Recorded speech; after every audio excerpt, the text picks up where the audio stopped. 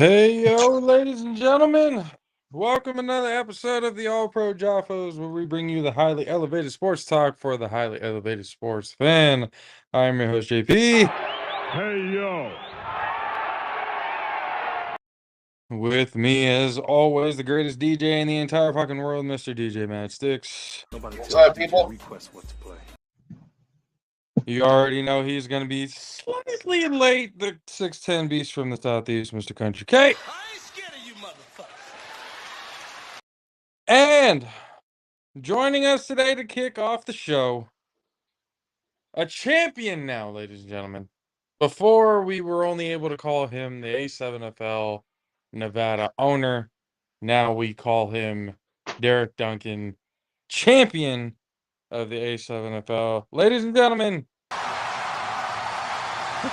the one and only Derek Duncan. How are you, Derek? Raise the motherfucking roof. Hey, I just want to say before we jump off, thank you guys so much for your contributions last weekend, man. That weekend doesn't happen like that without you guys being there. You can tell Country K to keep his fast ass off racing me in the future. When I put the challenge out, he needs to shut the hell up. As soon as you put it out, I was like, "Oh, I know somebody." Yeah, he's like, his hand went straight up. I was like, "Oh, I didn't think you were interested in running. I want to rethink this decision right now." But okay. But no, I mean, we appreciate. To be honest, I feel like somehow, some way, it would have gotten done with or without us there. But I do appreciate the sentiments, and honestly, we really do appreciate the opportunity. What you did for us that weekend was actually unexpected. So again, we highly appreciate everything from that weekend. We're still talking about it. There's still a huge buzz behind it. Big game, ups and downs all the way through. This whole process from game time to now, how has it been for you? Is it still surreal? Is it still trying to? How's it been going? It's nothing's changed except for I can call myself a champion. Like the same amount of good and bad is coming across my phone and across my desk all day, every day. This morning, I was terrified while I was at the bank pulling out 25 large to give to the Insomniacs coaches, and then had to drive to one of the coaches' houses and like keep it tucked away. I had to have my strap with me just to be safe. I mean, it is a legal carry state, and I'm licensed, so we're good there. But you know, you get a little nervous when you carry around that kind of bread. I mean, I'm worth to my family millions, but not often I carry around 25 cash that somebody can take from me at a minute's notice. So when I left Chase Bank, I told the coach, I was like, look, this is freight on board. I'm leaving this bank with this money. If I don't make it to you, I gave it to you. You should have been here to get it. I know after the game, I know it was definitely celebration time. I wanted to bring up the picture that your wife posted. It's of you on your knees, oh man, with your arms out wide. Oh dude, that picture's everything, bro. Like we got a picture that somebody gave to me of her and I kissing right after the game, where I'm embracing her tightly, and I'm thinking to myself, oh my god, everything we put up with, everything we did this last year, it was all worth this moment. And that's what I felt in that moment when I was kissing her, holding her, and I saw that I had that picture. When she sent me the picture that we posted, I'm like, yo, this actually says that. Like, this is better. Like, I saw that picture and I literally started crying. Like, no joke. That one should be framed. Somewhere. It should be definitely blown up with like maybe just a whole how everything with the trophy and all that kind of stuff. That should be definitely a memorable one. And a quick shout out to Dion from Sideline Imagery, who took that picture and sent it to us. He did an amazing job. He was killing it on the field. A dude that has an eye like that and can capture those moments in the middle of a sporting game, can see real stuff and take pictures of real stuff at the same time, man. That's the testament of a true photographer right there. He's an artist for sure. So now that it's all over, the dust has settled, so to say, from this weekend. All eyes are now on the A7FL because of the fact that It was such an exciting game. It brought a lot of eyes. A lot of people were watching the live stream as it was going on. What are the plans now going into, another fall brawl season coming up soon? So 512,000 people saw that on Caffeine. Our congruent uh, watchers on YouTube was 2,800, the most we've ever had in any broadcast we've done in A7FL. I mean, if you looked at it like Nielsen ratings, we did a 5 share, and that is it a 0.5 or a 5, whatever it is. It was a big number. We absolutely are going to capitalize on that. Like the production that you guys helped us do, that was the best single produced game with the best product on the field that we've ever done. I mean, for me, it was. I told everybody leaving there, that's the best football game I've ever seen. Before that game, for me, it was Texas USC with Vince Young, and for me, this game surpassed that. I mean, granted, I'm a little biased because I just won a championship and I got to have the greatest picture of my life at the same time. But it felt that like that energy in the crowd and just everything was special. So we're gonna take that, market it out to every broadcast company in the world, and say, look, here's who we are. Here's what we can put on. Here's how we do this. We're gonna take it to every stadium that's the size we need to be in the world and say, hey, here's who we are. Here's who we are.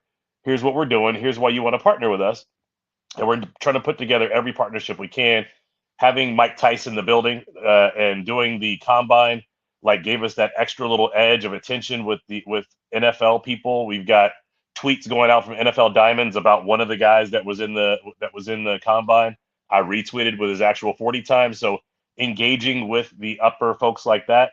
Yeah. The Arena Football League is now talking to us about potentially bringing Arena to Las Vegas. There's a lot of things that are starting to happen because of that weekend, or that we can kind of remove some roadblocks, I guess, for people who are looking to talk to us in the first place. Let's put it that way.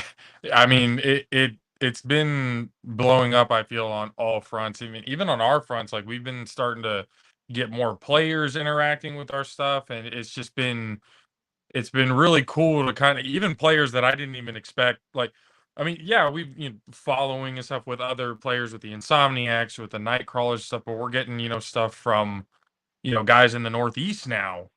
Well, look, Shout out to CP3 giving us a follow and everything like that.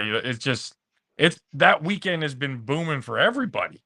like I said, you guys did a great job for us, but you did a great job for yourself too. You have literally positioned yourself as the first independent, real media company to have the type of coverage for A7FL that you have had, right?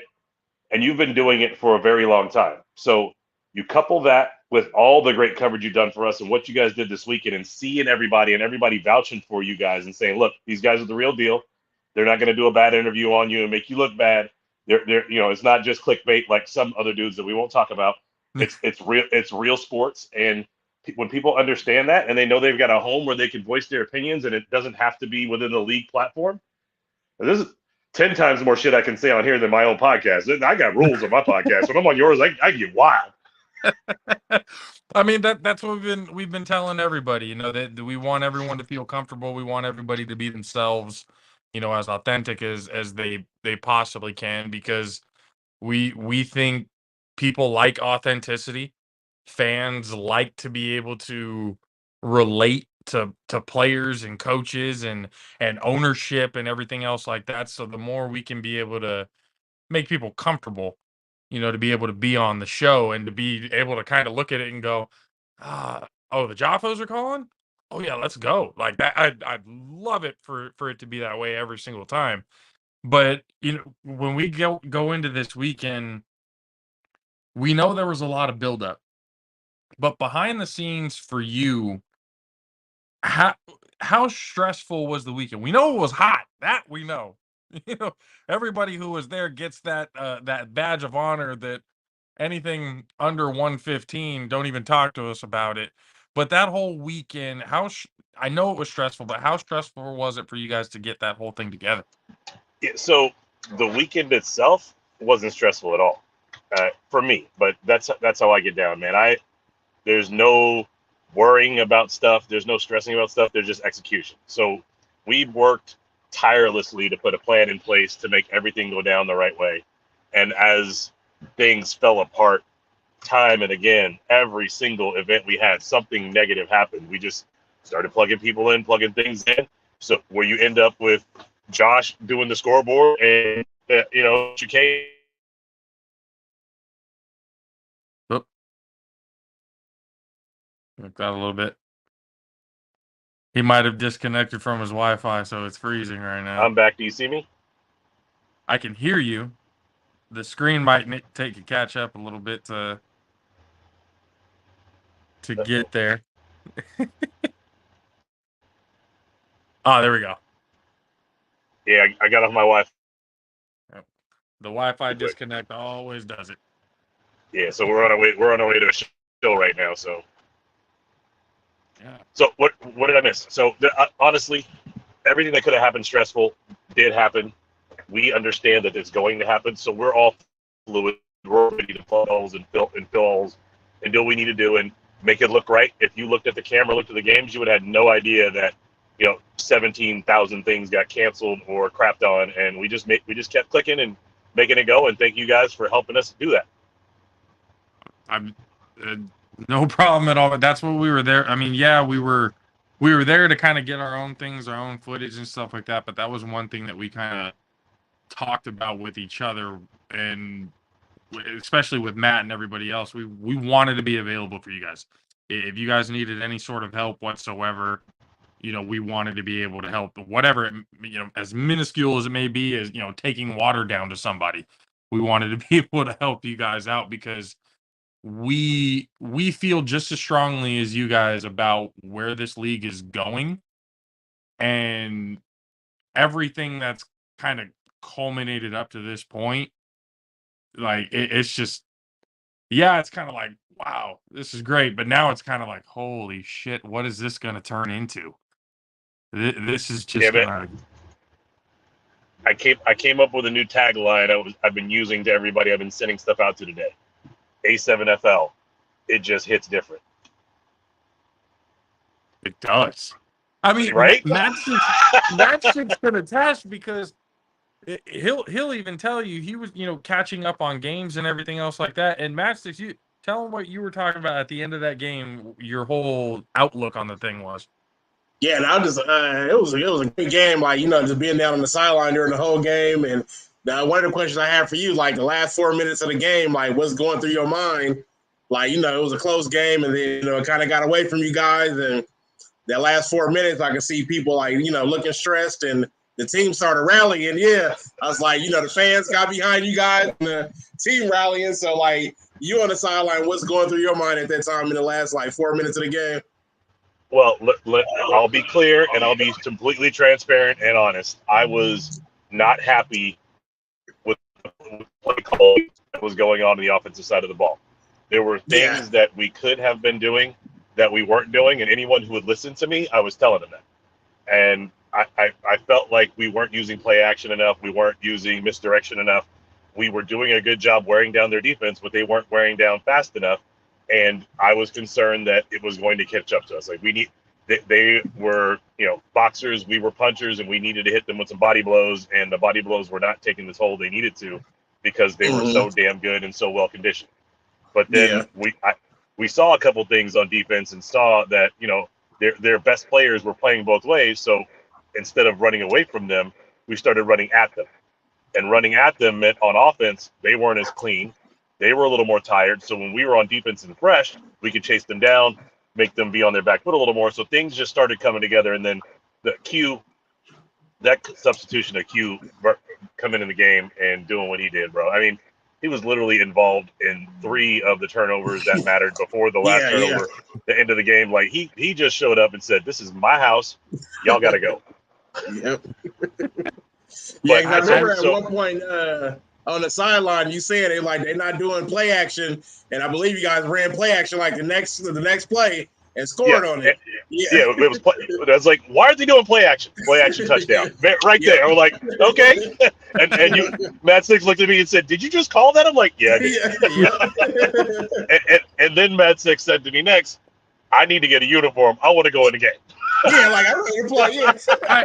Matt, we've been watching and doing a lot of things. This was the first time, like, and it's not even a joke. Like, he really wants to get like on the field and play. Like, I've never Oh seen yeah, I'm Magic like, I'm so ready to excited come to out of play in my life. retirement. Yeah, and so check this out. Vikings said this best like 3 podcasts ago. The thing about the A7FL is you can, right? You could tomorrow go to a7fl.com/register, sign up, and come spring or fall, if you want to play fall, you are on a roster.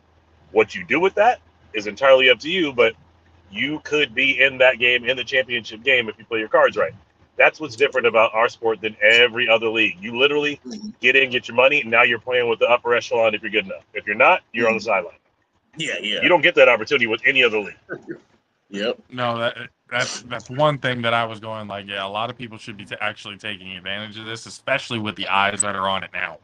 Right. It's definitely something that needs to be taken seriously among all, semi-pro, arena league, whoever else wants to, because before you know it, there's going to be some guys in XFL, USFL, type of leagues that are going to come calling. Right. So Especially as soon as we start paying dudes. I mean, I think we're less than a year off. I've told everybody that we'll be getting paid by spring of 24. I stand by that. And this game that we just had was, the linchpin for that. We've got enough great things that we put out that day and enough things without any negativity that went out that day that we can talk to sponsors and go, hey, look at this game and tell me what you think and tell me this isn't something you'd want to put your name on. And then from there, it just rolls. Yeah, no, it's gotten to a point now that where we're all looking at it going, kind of the way that everybody in the booth looked at each other when Q got that first pick off the lateral. I kind of looked at it going, there's no way this is going to happen. Right? Like, this is really going to, this is seriously how many how times, it's going to turn out. How many times in your life, in any sport, in any brand of football, have you seen someone intercept a lateral? Very rarely at any level. Very, very rare. Yeah. Exactly. It was crazy. I'm like, did that just happen? And did he really just take that back 70 yards and step out of bounds? Like, okay, let's go. And then they score, they get back on defense, right. And then he goes and does it again. The very next play from scrimmage, another pick. Like, I was telling everybody, this is a story you cannot write. Like, if you put that in a movie, people will be like, oh, come on, dog. You're like, really? We ain't buying that shit. But it happened in real life, in real time, and we're like, oh, wow. But he's that dude. He really is. After the first one, what was the energy like on the sideline? Was it kind of like, oh, we might have something now? Like, how was the whole energy shift there? The energy shift was we have something. Like, literally after the first pick and brought back and then the score 2 plays later, I was in the middle of the field looking up at the booth at Big Rob, pointing at him going, you saw that, right? You saw that, right? And he looked down at me and he just nodded. And after the next pick and the touchdown went back to the 50-yard line, and I started doing my Hulk Hogan ear shit. He didn't want none of that. So, but man, it was a ton of fun. It literally the most fun I've ever had in my life with my clothes on. Yeah. I think a lot of people can actually agree with that sentiment. McCorkle and Mr. Viking was just, we had, Scott, we got to get you over. He's having the time of his life over on the sideline. It was really fun to kind of see him go off, though. It was actually kind of cool to see. Yeah, we saw some, again, sideline imagery, great picks, and Steve Ashmore, great picks. Those are the ones that we've been seeing, right? There was one where Viking dropped, like literally did a drop. After, with the interception, he had the microphone in his hand. He just threw it over his shoulder. And you saw it bounce on the ground. It's just sitting like this as he's running towards the end zone. Like, that's beautiful. That he's got a profile picture, that one, or a couple of them, something, yeah, because for sure.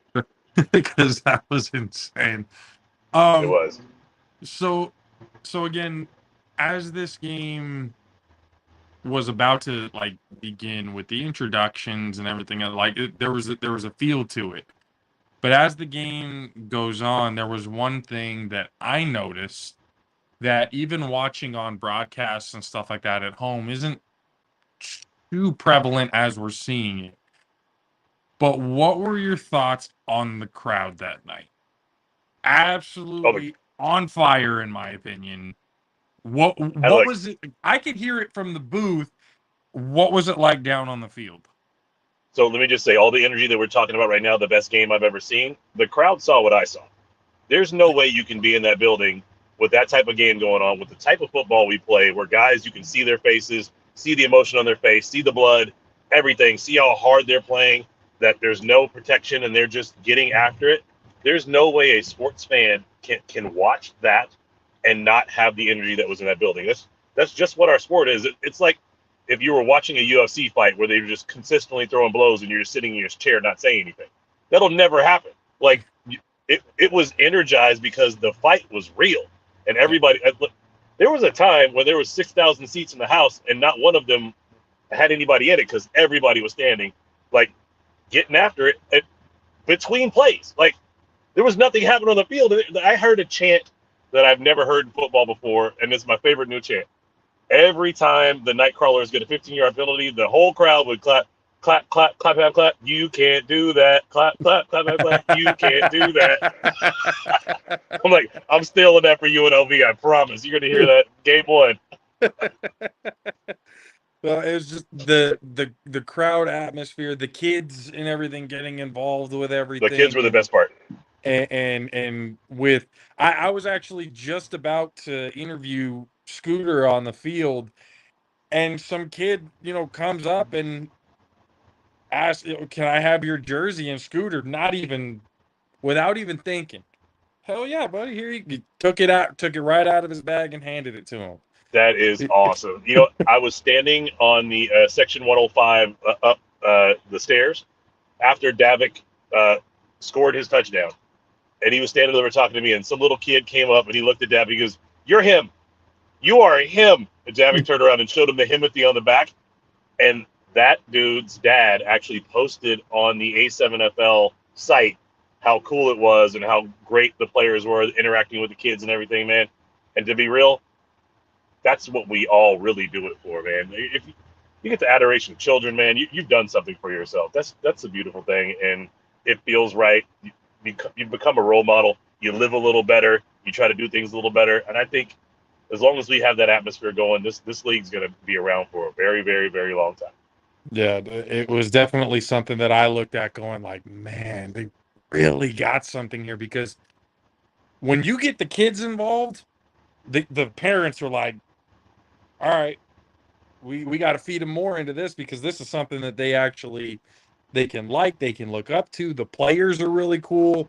They're interactive with everything. It turned out to be that. And then players, to be honest, and this is probably on me, I didn't even know Keno was there from Ohio. Oh yeah, that was cool. That was cool. He came for the combine, and his mom. So he was there, as I saw, signing autographs for kids who, recognized him from their game and everything else, from the Eastern Championship, or the Western Championship, sorry. Right. So I'm talking about Keno Thomas of the Chaos.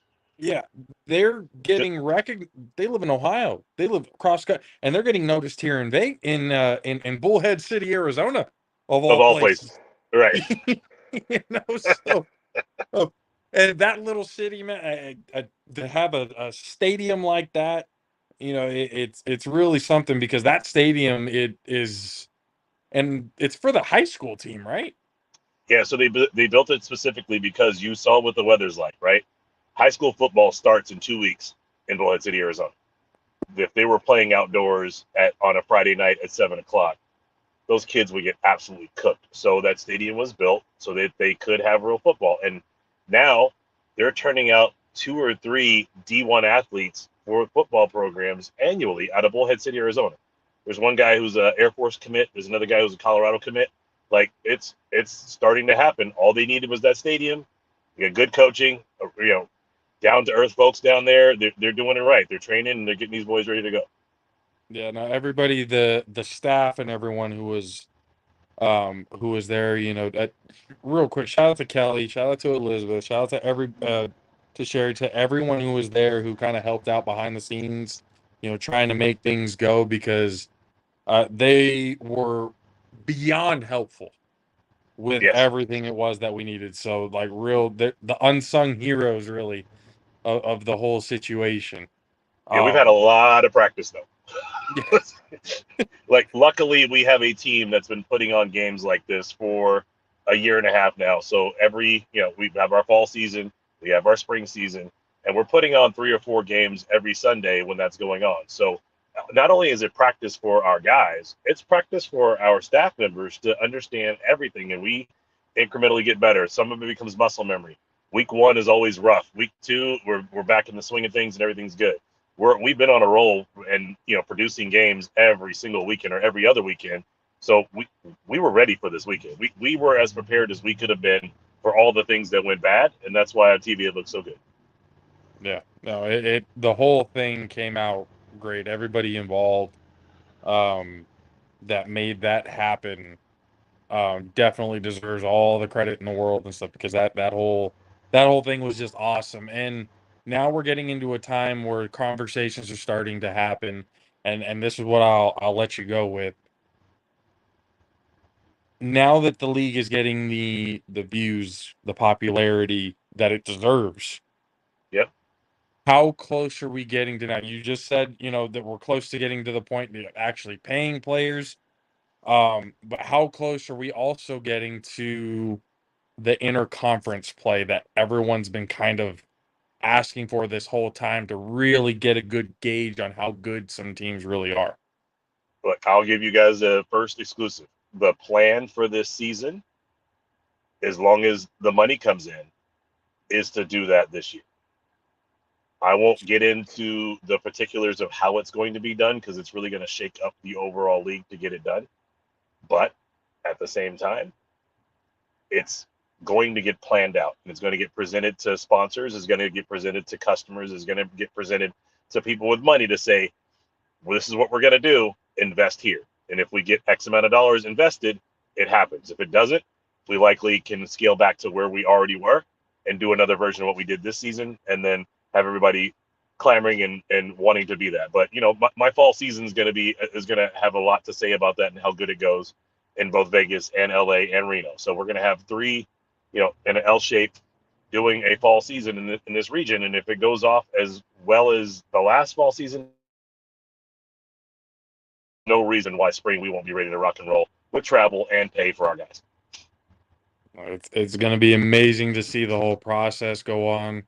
The Las Vegas Insomniacs are the A7FL champions, a team that really, and everyone didn't necessarily think had a chance going up against the East, any team really coming out of the East. So for Everybody but the everything state of Nevada. I mean, let's be real. so The entire state of Nevada was like, really? You guys don't think we're going to win this game? Okay. for it to turn out the way that it did, and again, shout out to the night crawlers too. And I actually told, I think it was Logo, Yep. like on his way out, I told him, I was like, hey, because I saw him, he's hanging his head. Of course, it was a hard fought game. Obviously, there are people upset, but, I went up to him and I said, look, regardless of what happened today, you need to be proud of yourselves, because y'all just made history. I don't For even sure. think you guys realize what you just did. Right. So keep your heads up on that, because watch, because of what you guys did on this field today, the league is going to benefit tenfold, hundredfold for it. Look, Logo Davis will be the new Bronco Nagurski.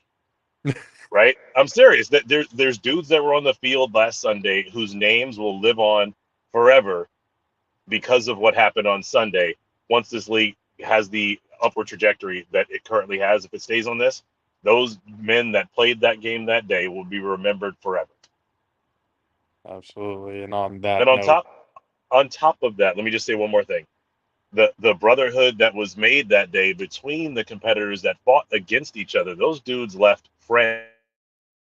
Like, so impressed with the other side of the ball on both sides. They not only did they stop and shake hands afterwards, they exchanged numbers, and now they're talking about playing games together, maybe some. That was real, bro. I mean, there was a lot of. And that's something that is going to keep propelling this league to the next level. And Derek, you have had a big part in that. And again, we appreciate you for, not just coming on the show today, but for, allowing us to be a part of a historical weekend. We can't thank you enough. Always welcome on the show, my friend. We will talk to you again soon.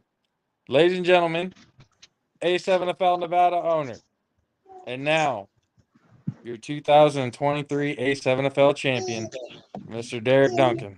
All right, Derek. We'll talk to you again later, my friend. Insomniacs, hashtag we're just better. All right, Derek. We'll talk to you later. Ladies and gentlemen, Derek Duncan, owner. So he's, again, amazing human being. It was fun to be around him and learn from him and talk to him and stuff this whole weekend. So that was pretty awesome. So before we get into the next segment, ladies and gentlemen, here's a message from our friends over at Rays. What's up, JAFFO Army? JP here, the All-Pro JAFFOs, bringing you a message from our proud partners over at Rays Energy. Rays Energy takes a giant leap of faith with instilling a high-quality formula to bring the consumer a powerful yet sustained energetic experience to help us put your workouts and focus in general to the very next level. Perfect for anyone at any time. Rays Energy has become the most popular, the best rated energy drink on the market to date, with a phenomenal flavor profile that puts most of the competitors just downright to shame.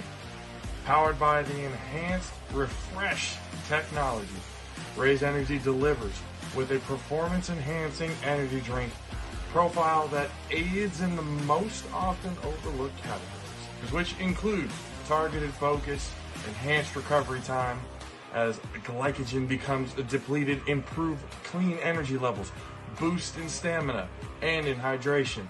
Most importantly, each can of Rays has absolutely 0 calories, 0 sugar, 0 carbohydrates to give you a smarter and healthier option. You should not have to drink or settle for any other energy drink that contains more sugar and carbohydrates than you can count. Instead, opt for the smart choice with the #1 fan-voted energy drink on the planet with Rays Energy Drink. Use the promo code ALPHARAYS at checkout to get 15% off of your order. Demand more. Join the Rays Rebellion. Let them know the JAFFOs sent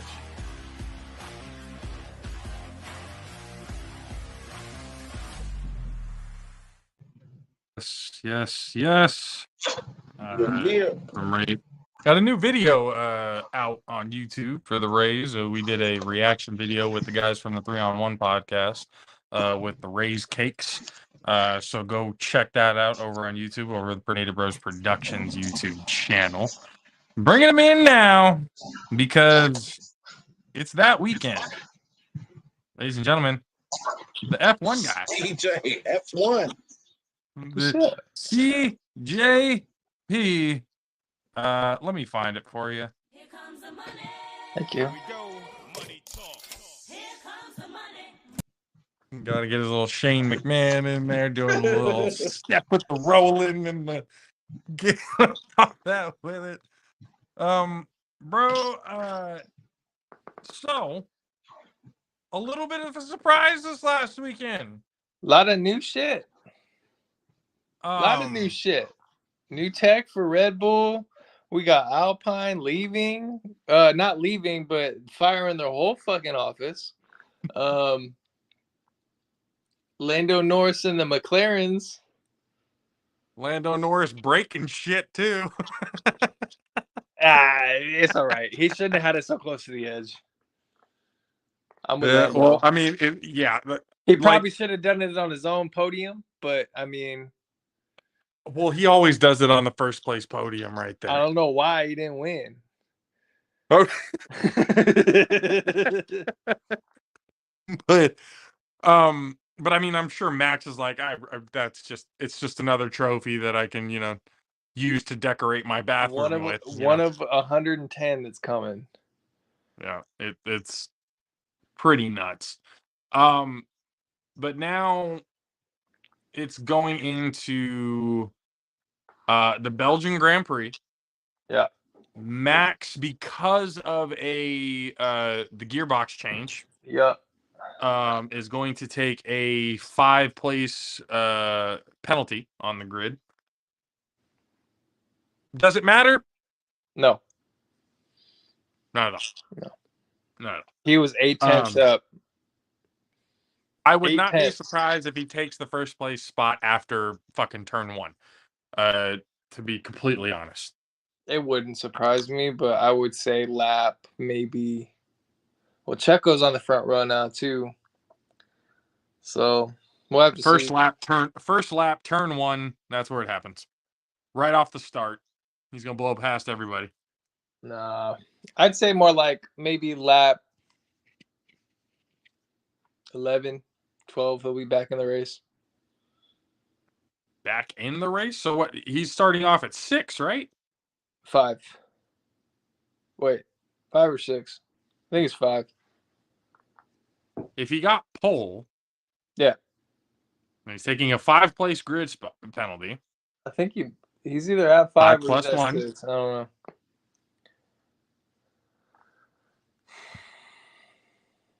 Yeah, 6th place. But it won't take long. But McLaren is coming out of nowhere. What the fuck? What happened? There's some upgrades. Where did they get those upgrades from? They bought them. They spent money on them. The engineers worked hard as fuck, and I mean McLaren's back. Goddamn. Are they back, or is this kind of a flash in the pan scenario? Man, it's gonna be tough to beat that pace, man.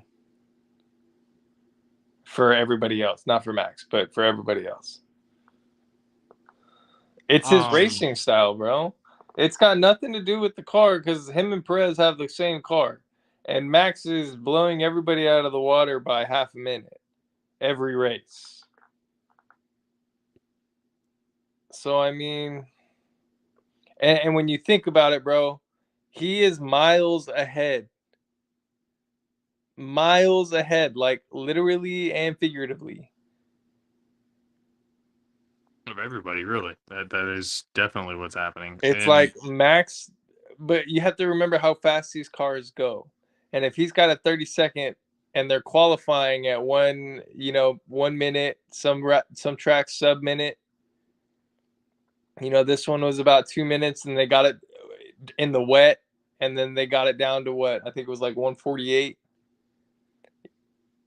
How big this track is. Have you seen any F1 races? Matchsticks? You gotta get up early, but I mean, no, I ain't seen it. I'll be up early, but I just don't be. Right now, I don't even have like. Shit, I ain't even watching no sports lately. Really, summertime. Ain't nothing really on, bro. Nothing really on. Yeah, summertime. I'm so much on the go DJing. I ain't got time to. There's rare that I watch TV. Yeah. He literally caught up on the A7FL stuff like the day before the actual game. Nice. He was watching highlights of all the games prior. Yep. So it makes sense. Yep. Sorry, next year I'm about to be on the team. Hell yeah. I'm about to play somebody's team next year. I'm about to run somebody. Somebody gonna lose a spot next year. I'll try to see Matchsticks in the end zone. I ain't gonna lie. Yeah, a little bit. Once it gets down there, it's gonna get down there. I think you need to play. Oh, I'm getting it. At least give it a shot. Oh yeah. If Matchsticks is doing it, look, and I just told Derek this during the last segment. I have never seen Matchsticks more serious. Like usually he'll say something like, "Yeah," to join, like, "Oh, I kind of want to get it." No, I'm getting in. If it's over here, we're in. Like we're playing. Hell yeah. Like I've never seen Matchsticks so serious because of that game. That game was just too good. But getting back to Formula One, Matchsticks, it is the premier racing. If you're watching NASCAR or IndyCar or anything like that over Formula One, you're wrong. You're wrong. Yeah, I don't even watch, like, to me, I'm trying to watch NASCAR and all that stuff, and I'm just like, they're making another left this boy, these fools just driving around in circles. Like, let me know, like, give me a warning when somebody gonna crash, and that's what I want to see, somebody crash. Well, Formula One is much different, much faster cars, circuits and stuff like that through the whole thing. Yeah. Like it's much more entertaining, honestly. Yeah. Like, who wants to watch a race where they doing like 500 laps? I'm like, that shit is boring to watch all day long. Hell yeah, that's boring as fuck. Like, I'm saying, dude, it's like, ain't nobody. You're taking left turns at 200 miles an hour for 500 times. I don't give a fuck. I don't care. I really don't. I really don't. There's nothing about that. And Caleb has said it before. It's dirty racing. Like, it's not really clean racing. The bumping and getting through, like, you do that in Formula One, you're going to get your ass fined. Like, like, it's the professional among professionals it's not even go at F1. It's not even a fine. It's you now, bro. How much these cars cost? And you could tap a motherfucker on the wheel and your whole suspension is broken. You're done for the race. The stakes are much higher.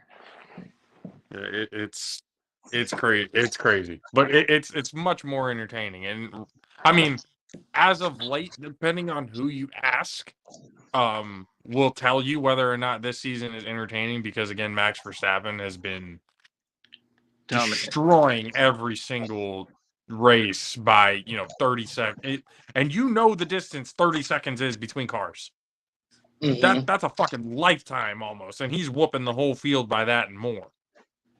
So it's at a point right now where people were just like, bro, he's so dominant that they don't even show his race.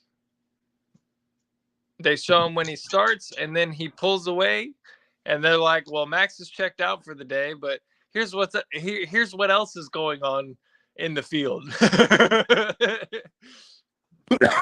There's nothing to show. There's no battle for the number one position. There's nothing to show. He's just been that good. Yeah.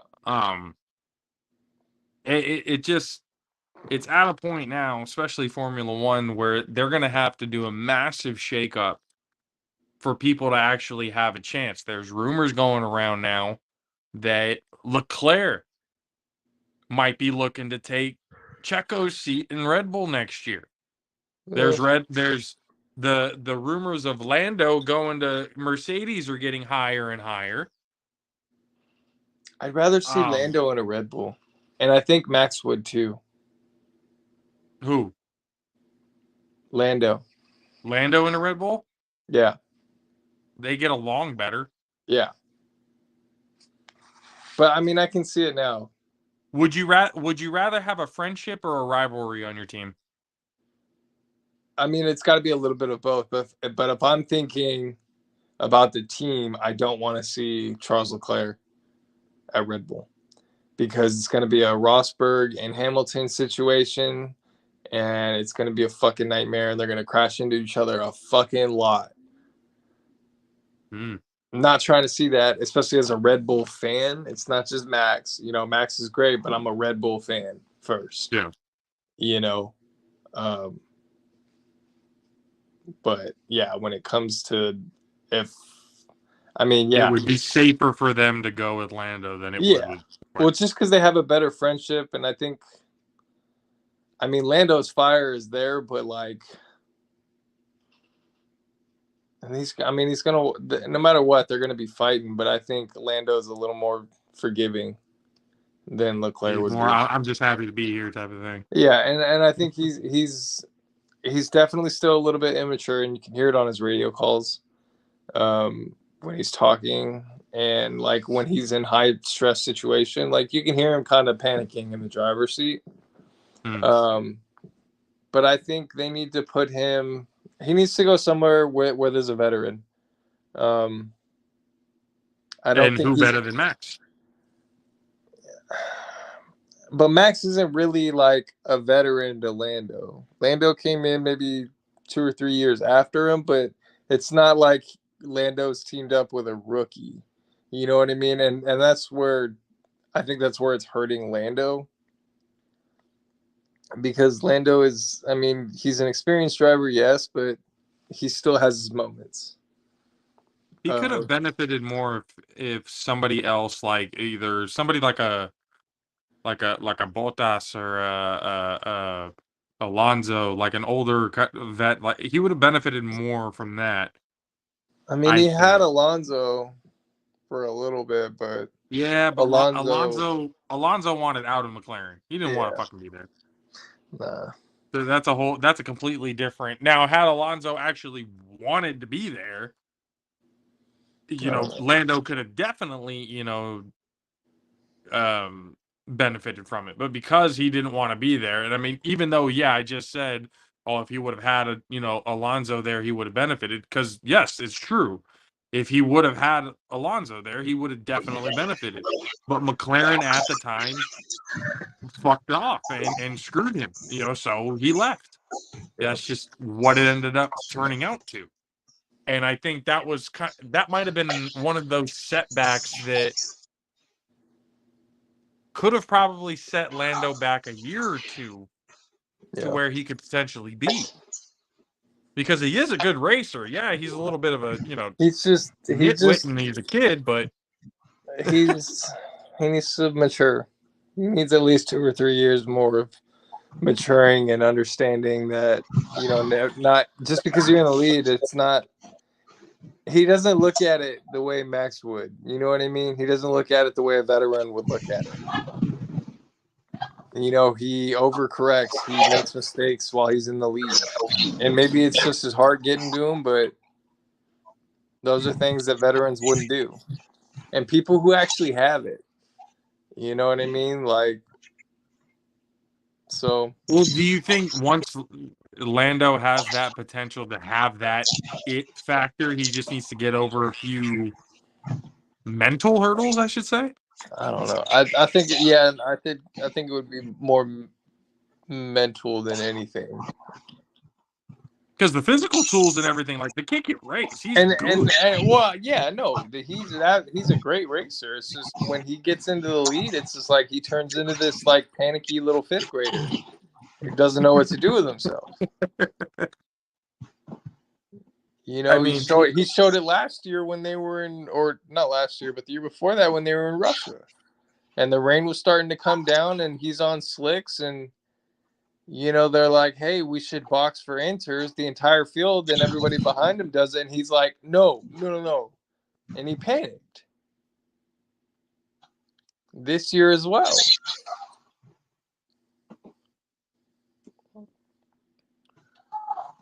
But when he gets into high pressure situations, you can hear the panic in his voice while he's on the radio. There you go, Mad Sticks. So you figured it out. Yeah, I figured that shit out. And I had to sign in order to do it.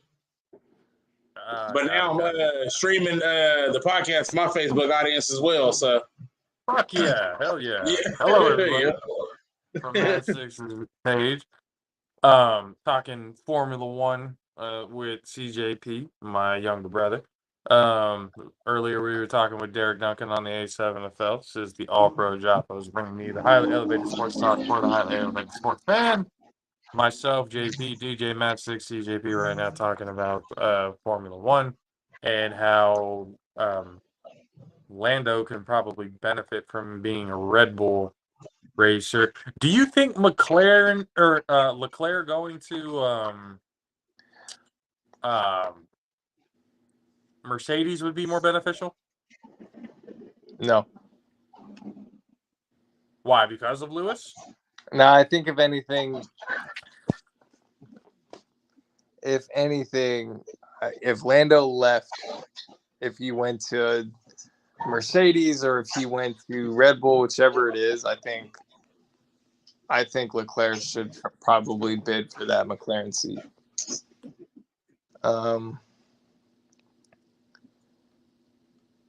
I think Zach Brown will be trying to make a splash play, that would definitely be it, especially if Lando And you leaves. can and honestly, Zach Brown's that's just that kind of dickhead. You know what I mean? Like he's done it before. Like it doesn't that kind of stuff just doesn't go away overnight. You know what I mean? He doesn't just build a conscience like when he wakes up in the morning. The shit he does. Does Danny Ricciardo deserve a seat somewhere I think he should stay right where he is. in a reserve spot, or he's AlphaTauri right now, isn't he? Yeah. He took DeVries' spot. Yep. DeVries got the boot. But here's the thing about DeVries is he wasn't going to last long anyways. Because if he's driving like that, he's 28 years old. I know he looks like a child, but he is 28 years old. He is about the size of an 11-year-old, but yes. Formula One is just not for him. It's kind of the same with Nikita Mazepin. And even then, like, Mazepin wasn't even... And he's gone on record. He's like, everything I used to do in the other series, this is Mazepin talking, everything I used to do in the other series doesn't work here. It's like, yeah, bro, it's a different car. No shit. I've seen the comparison videos of they're not that far off. F3, F2, and F1. Yeah. It ain't even fucking close. Fuck no. It's just, if you're F3, that's go-kart shit compared to what fucking... Yeah. Compared to the F1 speed. It is just... It's a whole nother beast of a machine that they're dealing with. Yeah. And he came from Formula E, bro. Like... From where? Formula E. That's what I'm saying, bro. For like everyone? Like anybody can do this? Kind of like what Derek, like we can.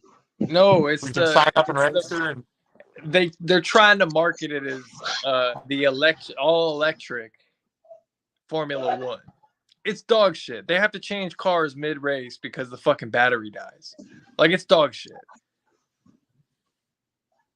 No. That's what I'm saying. It's a dog shit racing league. Half the time, they don't even fucking finish the race. Did he get a seat then? Half the time they don't even fucking finish the race. Because he's been in he raced in F2. He won an F2 championship. He went to Formula E, won a Formula E championship. But again, Formula E is dog shit. Half the time, bro, I'm telling you, half the time some of the cars I don't even would fucking take the kid who got a seat playing Gran Turismo over that motherfucker. He's literally he came from a racing series where half the time the cars don't even make it over the finish line. They don't even make it over the laps because they ran out of battery.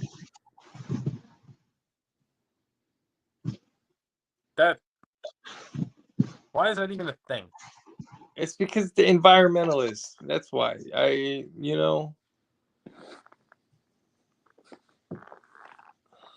Is what it is, I guess. But here it comes. Now at a point, Belgian Grand Prix. Have they already given the world championship to Max? Is it official yet? At this rate, he can win it. He can clinch it with 6 races to go. So he can clinch it this weekend. No. He would have to win this weekend and then the next race. Bro, we're only 12 races in on a 22 race season. Has he not won first place and everything? I thought he did. No, Checo won 2 races this year. Well, and then everything else after that, he's place number 1. Yeah. He doesn't have enough points by now? Yeah. Red Bull hasn't lost at all this year. It's been a Red Bull on the number 1 spot all season.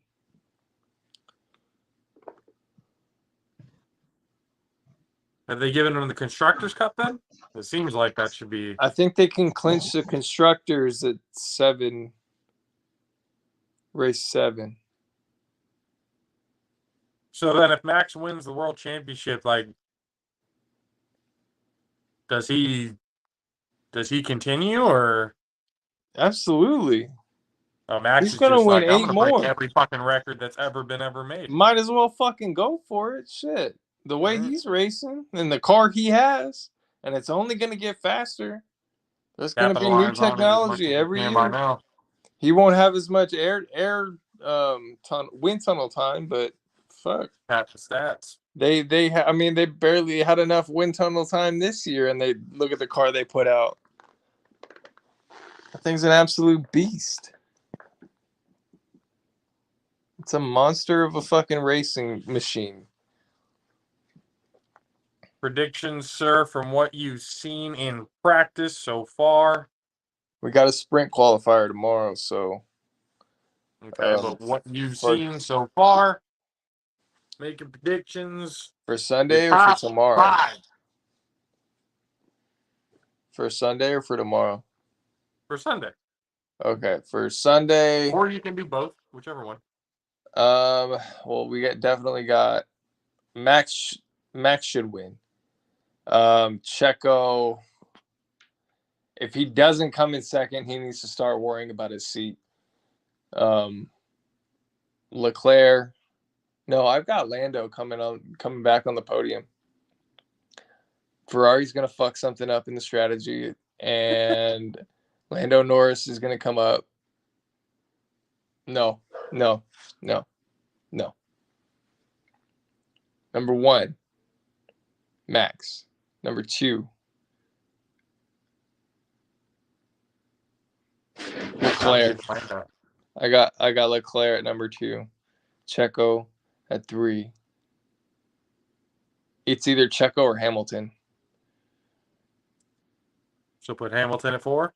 No, Leclerc's gonna lose. It's gonna be Perez after Max. It's gonna be Max. It's gonna be Perez. It's gonna be Lewis Hamilton. It's gonna be Lando Norris, and then Oscar Piastri. I don't think Pastry out of nowhere, huh? one Ferrari DNF. Don't know which one, but it's gonna be one of them. Maybe Sainz. This is how you changed your top 10 last time, except your top 10 was like changed 6 different times in one Yeah, set. but Sainz is gonna put it on the wall. Probably, huh? Yeah. Seems to be the pattern at this point. Yeah, Sainz is gonna put it in the wall. And then Leclerc is gonna jack his strategy up, and he's gonna get absolutely exposed. Because that McLaren's faster than the Ferrari. Well, then there we go. Race pace is different. You heard it here, ladies and gentlemen. The F1 guy, the only one who really knows among all of us about what the hell is going on in the F1 world. We'll see if the predictions come true. Apologize for the coughing. We'll see you again next week, bro. All right. And there he goes. Let me work on this motherfucking background. Oh, there we go. Yeah. I wonder what happened to Kay. He probably busy. He probably working. They're busy. Something. Well, as I said, I hope he's good. Yeah. Have you? I think you were the one who sent it, Joe Burrow. Oh yeah, some kind of calf injury. He expected to miss like the first couple of weeks. You got him that's out, and you got Jalen Ramsey out. They said missing like 6 to 8 weeks right now too, with a knee injury. So, like, we ain't even got to the season yet, and y'all getting hurt. And people take note of this. This is why you should never, ever, ever, ever do your fantasy football drafts before the preseason. All of your fantasy drafts should literally be when the preseason's over. the lineups are locked in. You know who's hurt. You know who's not. You know, like a few days or a week before the season, the Sunday before the first Thursday night fucking game, that's usually when your draft should start. I have seen way too many drafts of people getting their entire year screwed before it even starts. You know, because they're having to drafting too rely on soon. sweepers and bench players and stuff their entire fucking seasons because their star first, second round picks were down in the dust before it even happened. Yep. It was good to see DeMar Hamlin take the field again this week. You know, he was back to see him after what happened last year. And, you know, last year, you know, it was a fluke accident, but it screwed a lot of people out of fantasy. You know, it didn't go like for me. I should have was in the final game. And then, you know, could have went either way. He got hurt. And then, you know, the way the computer did it, ended up giving to the person, you know, he was up by like 10 points. So it awarded him it gave him the win. But to me, I felt like it should have been split anyway. You know, Well, like, that's how our season ended last year. yeah, It had to be split because it was too close to call that way. Mm-hmm. You know, so but again, again, people, even in training camp and stuff like that, people get hurt. It happens all the fucking time. So be smart. Be smart in your choices of when you're drafting. Mm-hmm. I'm Yeah, already seeing people do fantasy drafts right now, and it bothers me God every damn, that's time. like way too early. Yeah. Like, bro, Hey, no we way. haven't even hit the fucking Hall of Fame game, and y'all are already making picks. No way. I'd be drafting nobody right now. You are fucking wild, and bro, and if you're putting money on it, no, you wasted money. No, bad, wrong. Stop Yep. it. Don't do that.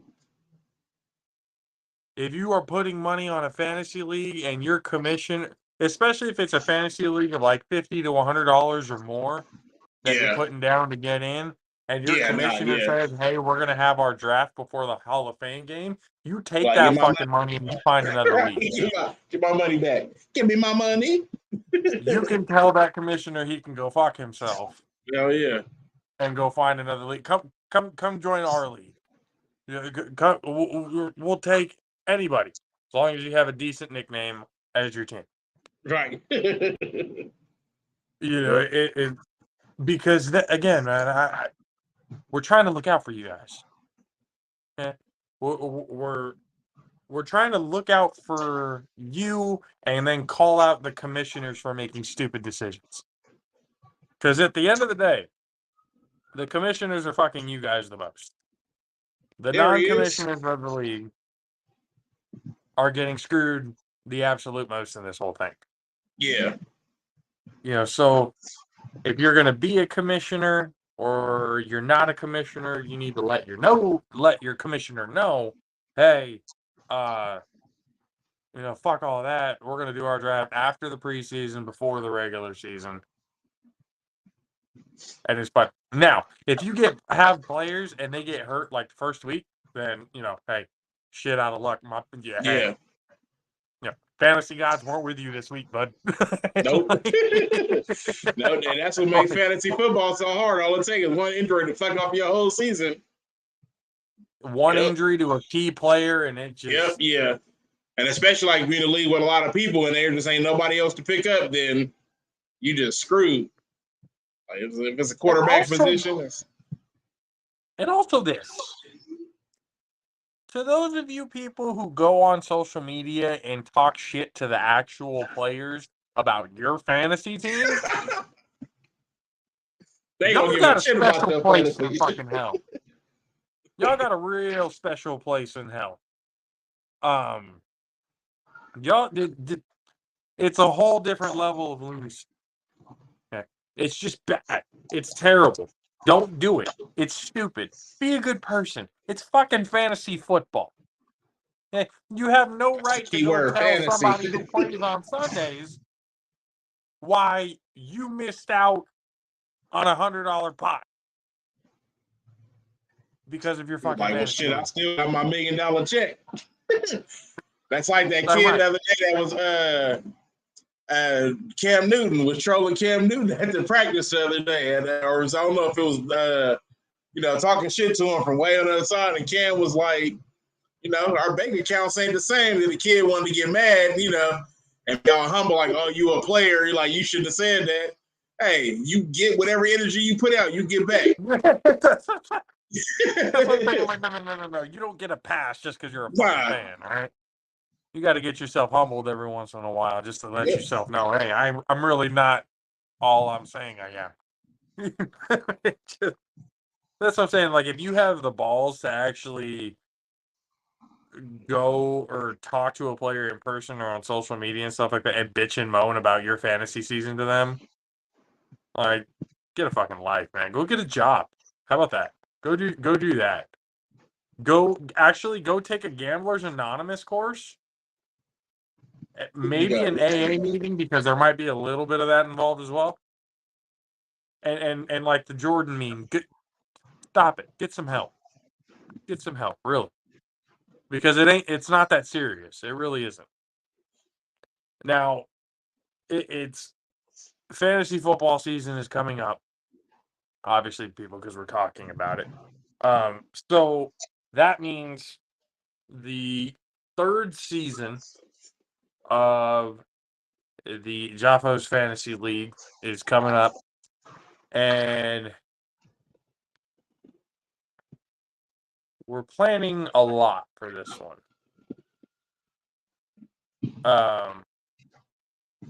I don't want to go into full detail about it yet, but at least for right now, what you can do, you want to get ahead of the curve, come up with your team name or whatever it is that you're thinking. Go to the social medias, all the ones that you see down there at the bottom of the screen. The All Pro JAFFOs on Instagram, TikTok, Twitter. Shoot the DMs and stuff like that. You go to Facebook or YouTube. Hit the comments there on Tornado Burst Productions as well with your team name, because we want to. I don't want it to be so easy even for us.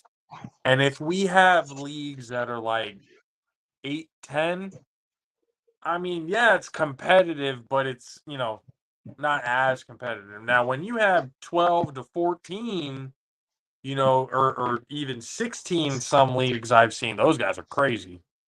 That your first round pick in those 16 teams league needs to be, that you cannot miss on that pick. So to kind of have it that competitive nature to it would be really cool to have and really kind of cool to experience, really. So get your team names in there, all the social media handles. Let us know the records you've had, because, again, we want to make it competitive. We don't want just, it's going to be in there the whole fucking time. We don't want just easy dubs every week. We want some sort of challenge to it. So, again, put your most creative team names. Let's be a little, a little decent, okay? No need to go too crazy with some of these names. I've seen some names. Mine's gonna be fuck the Niners this year. That's what mine's gonna be. I'm switching it. Is it? Oh, yeah. I feel like your logo is probably going to be, that guy that always pisses on all the team logos, mainly the Cowboys. It's everybody versus the Niners. Yeah. Apparently. So I got a question for you. You said in that a 16-man team, a 16-league team, who do you going into this year's draft or going into this year's season, who would you draft first? Okay. I'm going to answer this with two questions. One, kind of redundantly, because I'm going to do it anyway. One, why would you ask me what my strategy would be? I'm not like who would you draft? Two, hypothetically, not saying like you're going to draft this person. I don't. It's a hypothetical question. Not that all that there. I'm a little fucking screwy, so I'm just going to do it anyway. Okay, let me ask you this: not like player wise, but position wise. And what would you draft? Like, what would like in a 16-man team? What do you think? Who do you think somebody should draft first? 100%. And there hasn't been a season yet that has kind of made me think otherwise. And even regardless of what's going on with the whole contract situations and everything else like that, my first pick, 9 times out of 10, unless for some odd reason I'm in a position to where I'm not going to get that good of a running back in the first round, running back is normally my first pick. Okay. Normally. Okay, you there? It's worked out for me. I've won championships multiple times. I've got, trophy from my, in-laws league, sitting right there. 3-time champ in that league. Shout out to the family jewels. Their logo is absolutely hilarious. But yeah, I've always done running back because one, running backs nowadays can do both. Mm-hmm. Both the rushing and the receiving. Some of them get even fucking passing yards every once in a while. Mm-hmm. So to be able to get that overall production is kind of key in your beginning picks. Yeah. Second round pick, depending on what is left on the board and depending on the draft position, I might go another running back again. Okay. Because if you're in a 16 person league, yeah, by the time you get there, you're damn near on the second stringers. You know what? Fuck, you know what? No, I would still take that route because now if we're talking 16, I gotta stop thinking as if like I'm in a 10, even a 12 man. Like if we're talking 16, that's a lot of fucking people. So at that point, yes, I would start with a running back. My second pick at 16, more than likely might be, if I'm a mid to late pick, it might be a quarterback. Because chances are getting into the third and fourth rounds, with 16 teams, I may not get a decent quarterback. Yeah. See, I typically it's a passing league and stuff like that, but interceptions and all that kind of shit, that shit costs you. Yeah. And for me, like I typically draft like in a situation like that, I usually would take a quarterback first. I'm one of those. That's just how I typically draft. Is I like to get my quarterbacks first. That way, you're getting a top quarterback, in the first draft, and then I got a running back. I mean, shit. This past year, I had fucking Kelsey and what's the other cat? What's y'all tight end? Squad last season. Yeah, I had a squad. Yeah, I made a run. I mean, I made a run last year, so. Even trading, what's the name? Even when I traded Josh Jacobs, because I ended up with Chase. Yeah, in the long run, that kind of, and we also, and ladies and gentlemen, we also play. So it's PPR. So for those of you who don't know what PPR is, it's points per reception. So for the wide receivers, they get a little bit more points than just the yardage that they get. They also get points for every catch. So that's another reason why I look into the running back situation, because you can get on one team, he could be a wide receiver 3 on the team, but still end up with 8-9 receptions for 50, 60 yards, where that's a good amount of points, kind of sit in the flex position, stuff like that. And that's for so there's more of an abundance of receivers, because again, it is a passing league. There's more of an abundance of receivers than there are running backs and quarterbacks. at least decent running backs, definitely decent quarterbacks. Because there's once you get out of the top 10, it's kind of a big fall off. So you're not really getting anything great. Yeah. But I can see why you would, especially in a 16-man situation, that you would go with a quarterback. Definitely. So I mean, I guess you couldn't go wrong in that in either one of that situations, because even if you were going to pick a quarterback in the first round, your second pick is probably going to be what? Probably running back by second round. Yeah, either running back or running back. Because there's so many receivers. You got like a big receiver pool. So, but you only got a few like running backs that's going to be decent. That's going to get you some yards and some carry. Some yards and catches. But yeah, and then running back, and then probably start hitting the receivers. Some people may argue tight end though. Yeah, because last year I ended up with Kittle. I ended up with Kittle and Kelsey in one of my other leagues. I ended up with both of them on the same team. I was able to draft both of them. Outside of the top, let's say the top 5 to 10 tight ends in the league, right? Really, the top 5. Outside of the top 5 in tight ends, it gets a little. Yeah. It gets a little dicey. Yeah, you got Kelsey, you got Goddard. Kelsey, Kittle, Andrews. Goddard for Philly. Goddard. Yeah. Maybe you can make a case for Knox. Maybe. For Buffalo. Or what do you yeah. You can, I guess maybe you can make a argument for Kyle Pitts because of the athleticism and everything. I was going to say Pitts, yeah. And that's a maybe. Again, that's a maybe. Yeah. But after that, it's kind of, so I guess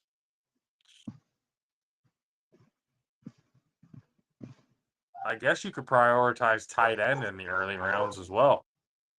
Yeah. Yeah, because I think if you can get a decent tight end in the first 3 rounds. Yeah, because I think last year that's what I got those 2 and 3 rounds. I picked them up back to back. I was able to get them back to back. And so, everybody else is picking like receivers and all the other stuff. And I'm like, I can find a decent receiver somewhere. I'm not worried about that. But, if I got these 2 tight ends that I know get touchdowns, that I know, get big chunks of yards, then. People, you have no idea how pissed off at Matchsticks I was for doing that last season. You have no fucking idea, because that 3rd round came and that was my shot. I was like, I'm going to go get that tight end. And I think it was Kittle on the board. You had already gotten Kelsey by that time. Yeah. Matchsticks is ahead of me by 2 picks. And I'm like, there's no way. He just got Kelsey. I was like, all right, I'm cool. This motherfucker picks up Kittle. I almost threw my thumb. I was so fucking mad. I was like, are you kidding me? He picked the... This has got to be some sort of trade bait shit that... Nope. Kept those motherfuckers all year long. Like an asshole. Like a straight asshole. And I think I played Kelsey more than I even played Kittle. Yeah. Benched one, started, like, either one of them could have gave him major points. He just had like 25 to 30 points just sitting on his fucking bench. And he didn't give a shit because his other guys got him like Kelsey got like 40 fucking 50 points. 40 points in some of the games, yeah. So I'm like, hey. I tried to trade him for Kittle at one point. He said, fuck no, because he knows my affiliation.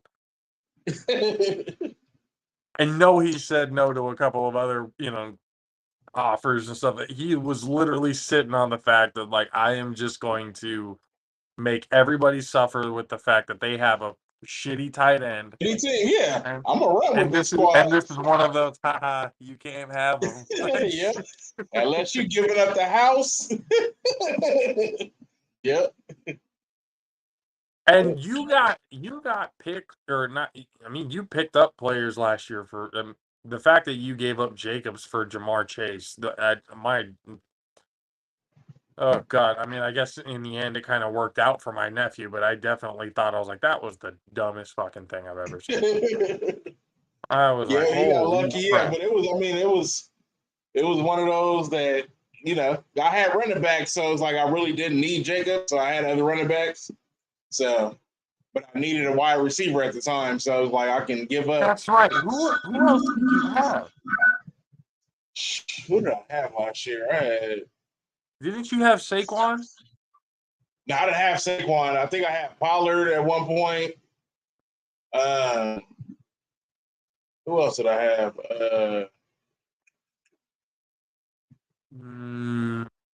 I forget who I had as my starting running back, but I had a nice little squad because I had I think in our league, I think I had fucking Josh Allen as my quarterback. That's right, you did. Yeah, I had Josh Allen. Yeah, I had a nice little squad. So it was just, some of the games just came up short, but shit, I should have done. I made a nice little. I think I finished third. Yep. Yeah, like third. You Yeah, finished third. I finished fourth because I came out of nowhere to make a run. So next year, I'm planning on finishing at the top. So that's nah. But again, man, the more people there, the merrier. More competition is always fun, especially in this situation. So, we've got things coming up with it. But again, if you're, it all goes back to the same thing. Everybody have fun this fantasy football season. Don't do anything stupid like having a draft before preseason even starts. And always challenge the commissioner when they do something stupid like doing that. Okay. Commissioners be smart. Everybody else hold the commissioners accountable. They've been on my ass all fucking 2 years and stuff like that we've been doing this whole thing. I've been getting nothing but complaints every goddamn year. So that's fun to fucking deal with. So we all got to take it. We all got to do it and make the right decisions because in the end, it's all to have fun. And once again, leave the fucking players out of it. What they do with their checks to their bodies and everything else like that with the game, and so that's completely on them, their strategy. If it goes your way, cool. If it doesn't, hey, make better picks next time. Get those 40, 20, and 30-point players off your fucking bench and make a right decision next time. How about that? So, we're gonna have more stuff, surrounding the league this year, but everything is definitely coming up. We have our eyes on everything, so if you're planning on joining in, you're definitely gonna want to be, keeping an eagle eye out for everything that's going on because, we're a lot better at this than people think. So, good luck to everybody. Get the nicknames out there. Kay, do you have anything to tell the people before we get this last thing? Uh-oh. Is it even in here? Oh, I thought I uploaded it. Okay, can you say something really quick? Are you there? There we go. Regarding what? What do you want me to say? The fantasy season. Who was your pick to be for I needed to do fantasy? something. Like if you was gonna do fantasy in the 16-man league, who would you pick? What position would you pick first? I mean, it just all depends on where I'm positioned. Like if I'm in the beginning, like if I'm first or like last, like I'll probably get like a running back or a wide receiver. Matter of fact, I'm definitely getting a wide receiver. Just simply because, I mean, if it's a PPR league, ain't no point in fucking getting a running back like that. Like, it's really only a handful of running backs that actually catch the ball at a high frequency. That actually get passes at a high frequency. I mean, people know how to catch, but I mean, more running backs know how to catch, but running backs ain't getting the ball like that. You know what I'm saying? Like, it just depends on what teams it is. Like, say if it's the Bengals, the running back ain't getting thrown the ball like that. You know what I'm saying? Like, he barely passes. You know what I'm saying? Because you got a whole bunch of wide receivers. But it's like say the Niners, the running back getting the ball all the time. You know what I'm saying? Like CMC getting thrown the ball more than Ayuk probably.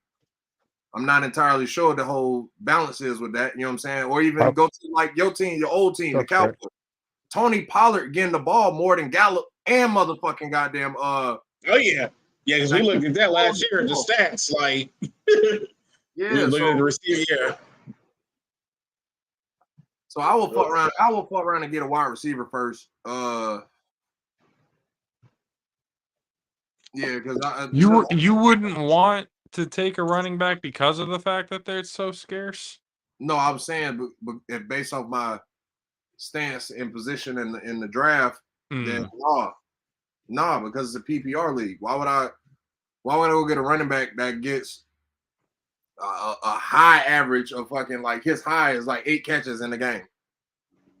Because of the fact that you get that on top of the rushing yards and receiving yards he gets? I think that's kind of a no-brainer. No, it's not, because running backs ain't getting 100 some yards no more. Like motherfuckers ain't going out there bucking 100 yards in a game no more. They're they're starting to average over 150 in total yards. How many running backs are you putting in that pool? Because it ain't everybody. Well, that's exactly why I say you would go to get that position first, because of the fact that there aren't that many. Yeah, nah. Because once you get into the later rounds, you're not going to have fucking anybody. That's fine. Your starting running backs are going to be nobodies. That's fine. Is it? Yeah, because I would rather lose at a running back than a wide receiver. That's exactly what I would rather use. I understand it's a lot of wide receivers that's in the league, but all them wide receivers ain't catching balls, and all these motherfuckers can't catch. So you think there's more of a scarcity of decent wide receivers than there are anything else?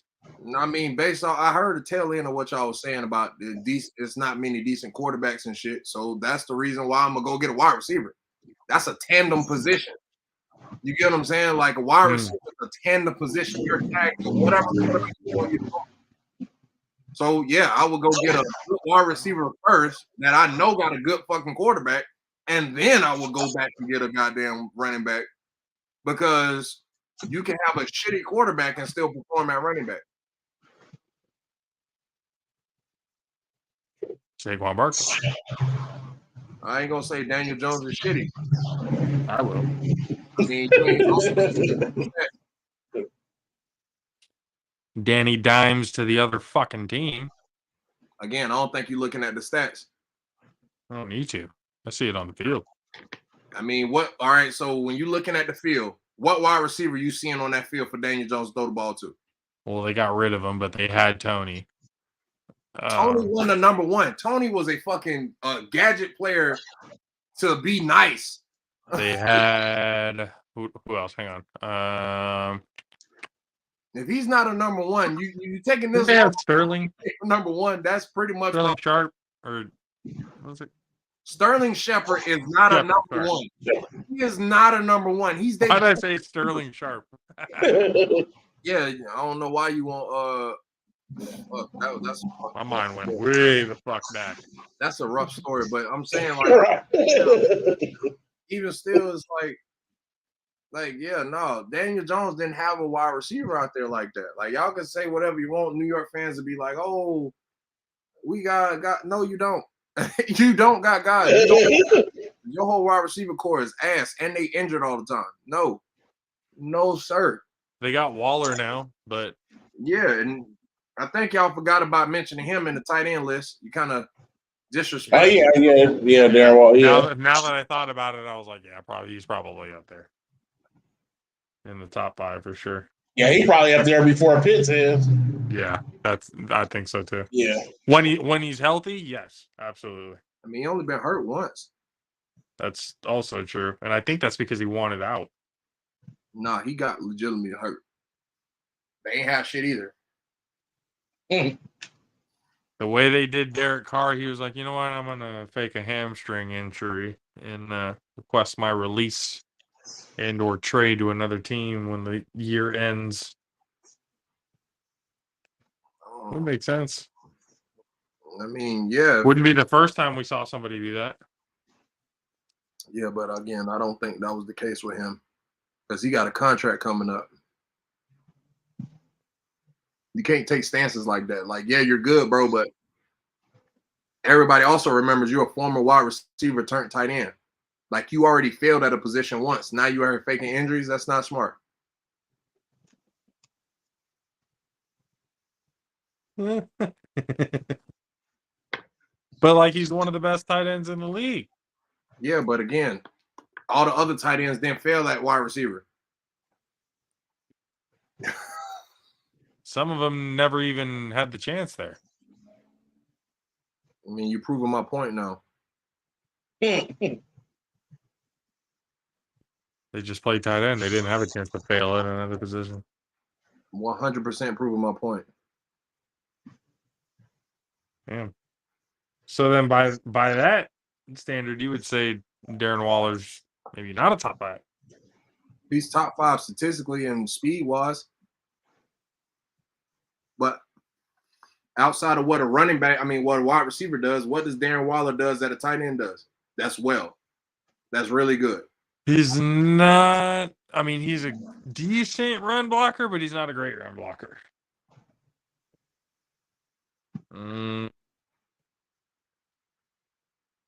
Outside of that,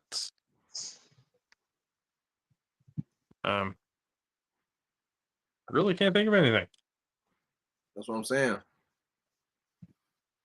Travis Kelce is a decent blocker, but he's an outstanding receiver. Outstanding. Yeah, but don't you think that's where the position of tight end is kind of leering to right now? No, not necessarily. People gonna gravitate to what's popular, what's winning games. But again, you still got motherfuckers like George Kittle, which was getting to my next point. He can run block like a motherfucker. You get what I'm saying? And that can't be denied. You know what I'm saying? Tight end is always gonna be an extension of the offensive line. Always. Yep. Like granted, they're gonna always have that shit, even when the Patriots had the twin tight end with fucking the murderer and fucking Big Grunt. Damn. He killed somebody. That's what happened.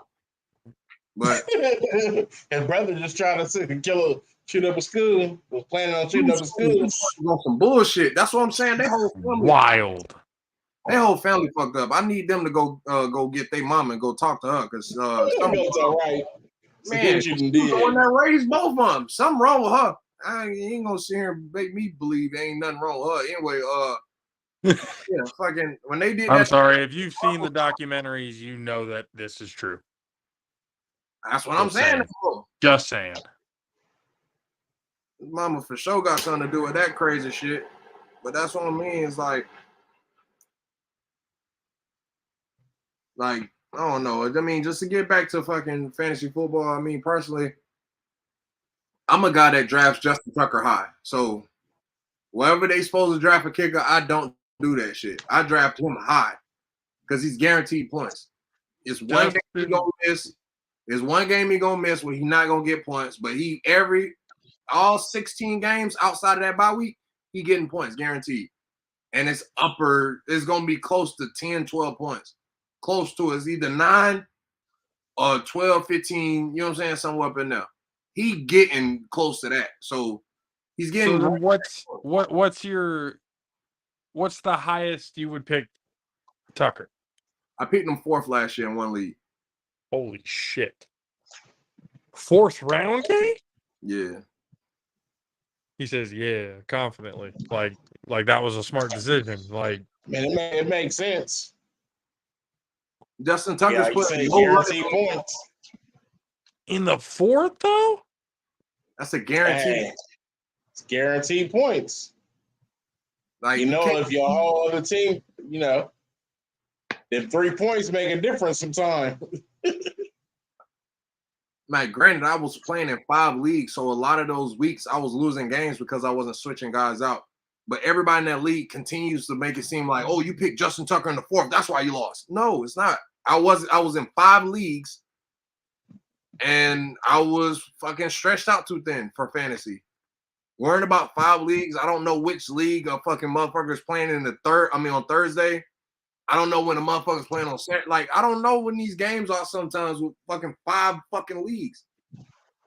That's legitimately thinking about a whole in a real entire team, a football team.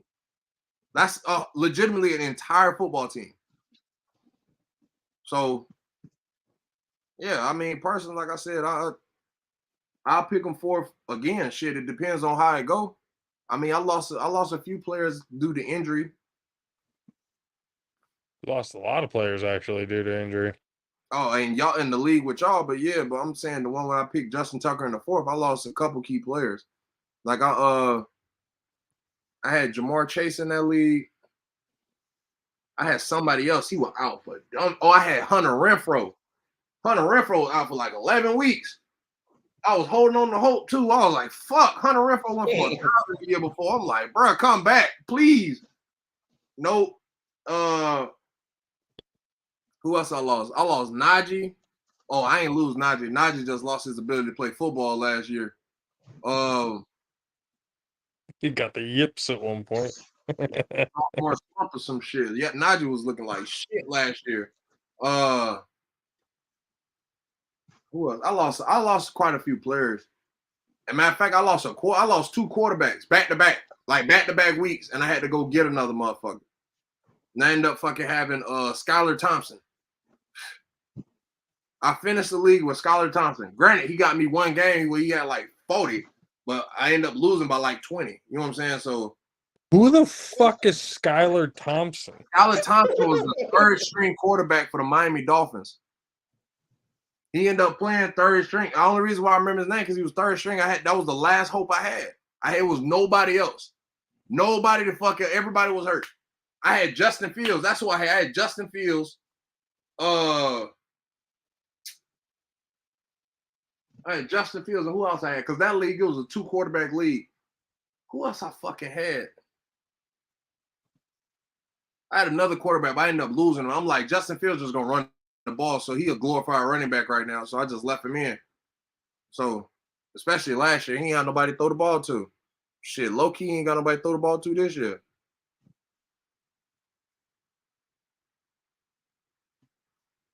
I don't know who the fuck Skylar Thompson is. I don't know who that is. So I can't even picture. I don't remember watching him, or I can't picture it at all. I don't know who that is. I mean, how many Miami games you watched last year? Few. All right. I don't know how. Not a lot, but I don't know how far along in the season that was. If that was post or pre Tua falling out twice. So he ended up coming back though after the second one, still, didn't he? He didn't finish the season. Oh, Skylar Thompson finished the season. That's right.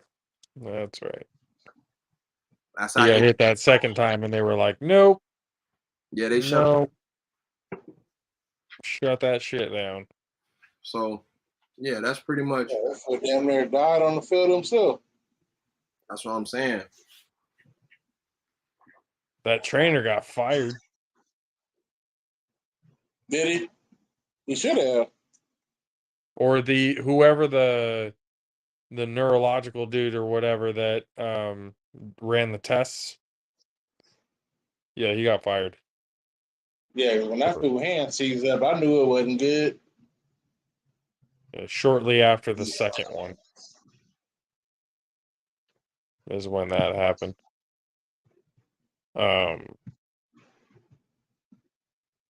Yeah, especially like with the hands and everything, how all that went. Yeah. There was a few things that happened last year that was just like, what the fuck is going on? Especially, like you said with Hamlin. Thank God he's back. I'm actually, to be honest, I'm glad and I'm happy he's back on the field. I'm just surprised he's back on the field. Yeah. You would think after something like that, it would be like the doctors would be like, hey, no, we're not. You can't play anymore. I mean, because all it takes is a hit like that, and to happen again. And what if the staff don't get out there in enough time this time? You hope nothing like that ever happen again. Like we ain't never seen that like that I can remember in football where somebody just. Yeah. Where they just stopped the football game. Like the football game literally stopped and just didn't continue. Like, to me, I don't remember ever seeing nothing like that.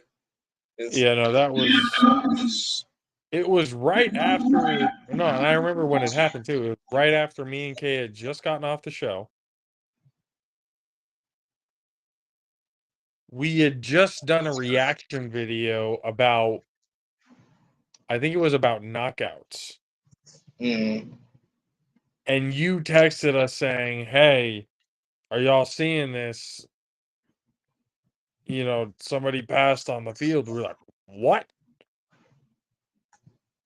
Turned it, and it was just because it was the same thing back and forth the entire time. Like nobody knew what to say. Mm-hmm. It was going to the commentators, and they were just trying to fill time because they didn't know what the fuck was going on. There was a rumor going around that the NFL was saying, "Hey, you know, get ready to play again," even though the players and the coaches were like, "Fuck that." You know, so it's like there was a whole situation that happened there that just it was. I'm with you. I've never seen anything like that either. Yeah. I mean, I've gotten like, you know, news clippings or you see on the news or something like that of something like that happening in like a high school or a college game or something like that. Like I've seen that, but never on I mean, a national broadcast of the NFL. Yeah. Like in real time, you know, it was wild. It was a wild scene. But again, you know, thank God, you know, Hamlin got out of it and everything okay, and he's back, which holy shit, you know, again, good for him. Kudos to him. I still Are feel y'all, like I y'all need to get talking a about? jersey. Are y'all talking about DeMar Hamlin or Bronny? DeMar DeMar Hamlin Hamlin. and Bronny too. What the fuck? Yeah. Yeah, now we was talking about Hamlin because he came back on the field this week. Oh, I was confused. I thought y'all was talking about Bronny. Yeah. Now we ain't got the Bronny Bronny yet. too, like, That was my next thing I wanted to. Yeah. Oh yeah, well DeMar Hamlin, yeah, he's fine. Fuck, he's fine. Like, Yeah. At this point, I mean, like, I understand, you know, when we talk about it and shit, but I mean, he's fine in comparison to Bronny. You know what I'm saying? Like, Yeah. or like, if it happened this year, you know what I'm saying? I'm not trying to belittle the situation. I mean, if it happened this year, cool. But he had a whole off season and a whole everything. You know what I'm saying? Get the right doctors, the right testing, be able to rehab. Yeah. Personally, I think that it's a lot more of that happening because motherfuckers are. There's more motherfuckers that's vegan. There's more motherfuckers that's vegan nowadays, hey, bro. you Like, did not just blame this on veganism. I think Cam that ate meat would run over Cam that's a vegan right now, like without a problem. You gotta Like, add protein. He is blaming heart problems on veganism. No, I'm blaming the fact that he had no fucking protection over his chest. Like your rib cage and your fucking breastplate can only cover so fucking much. It's supposed to be muscle there. He took a shot where it's supposed to be muscle, and it was no muscle. It was just nothing but fucking skin. He fucking took a shot. Goddamn, what's my boy name? Tay Higgins. So I mean, you're T. Higgins didn't mean to do that shit, but my boy, you know what I'm saying? Like, so you're telling me the only way to gain muscle is to eat meat? no, I'm saying is you out there with motherfuckers that eat unhealthy. They're more built than you, and you not eating the same. Like, you see what I'm saying? Like, you switched up your eating regimen to be more healthy. You don't lost a shitload of weight and a lot of fucking muscle. A lot of these motherfuckers be losing muscle. They be talking about, oh, you can keep your muscle in all this. Nah, motherfucker, I bet might outrun your dumb ass over. Right now, the fuck you talking about? That's why I said Cam that ate meat versus Cam that's a vegan is a different motherfucker, man. That was a different. I promise you, Cam that ate meat won an MVP.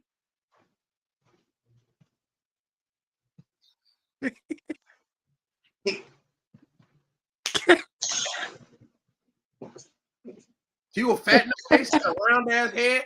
He looked like a criminal, but the motherfucker won the MVP. Talking about, I used to work at Under Armour, and I used to see his picture in the back room, like in the stock, and all like. We're talking about how awesome it is that DeMar Hamlin is back on the field. How crazy it is that Bronny James was just in the hospital for going under cardiac arrest. And the Well, see, 610 Beast from the Southeast came on live air and said it's because there are more and more vegans. Wow. Hey. Wow. Hey, he got a point. People wouldn't get all them injuries when they was eating regular shit. You better go get you some of them nuggets. Hey, I ain't gonna lie to you. The opinions of Mad Sticks and Country K do not reflect the overall opinion of of you, it's the only All you. Pro JAFFOs and Tornado Bros Productions. Hey, look, the only person that I seen that fucking became a vegan and didn't get hurt as much is Grump. That's the only motherfucker that I seen become a vegan and didn't get hurt as much. And I'm gonna be honest with you, I think Grump lying. I don't think he was a full vegan. I think he was a pescatarian or some shit. I really think that's what he was. He wasn't on some full vegan shit. Cause you know, Tom, like, Tom be on this whole little, you know what I mean? Tom ain't vegan. No, I'm saying he be on this healthy eating shit. So I feel like Tom probably was a pescatarian or some old bullshit. I don't think Tom eat heavy meats. You see how Tom gets skinnier. Like if you're a quarterback like Cam, right?